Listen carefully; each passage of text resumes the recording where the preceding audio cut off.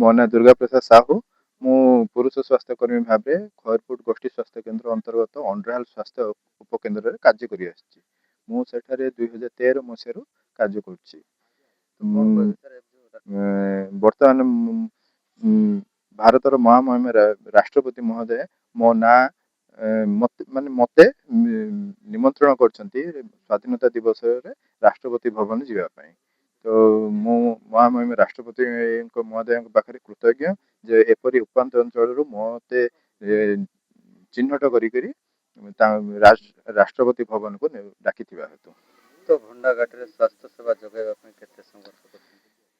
ଯେହେତୁ ଆମର ମାଲକାନଗିରି ଜିଲ୍ଲାର ବଣ୍ଡାହାଟି ଏକ ଦୁର୍ଗମ ଅଞ୍ଚଳ ଭାବରେ ପରିଗଣିତ, ସେଠାରେ ମାନେ ରାସ୍ତାଘାଟର ସମସ୍ୟା ରହିଛି। ପ୍ରତି ଗାଁକୁ ଯାଇକରି ଆମେ ସେମାନଙ୍କୁ ସ୍ୱାସ୍ଥ୍ୟ ସେବା ଯୋଗାଇବାରେ ଆମକୁ ବହୁତ କଷ୍ଟ ପଡ଼ିଥିଲା।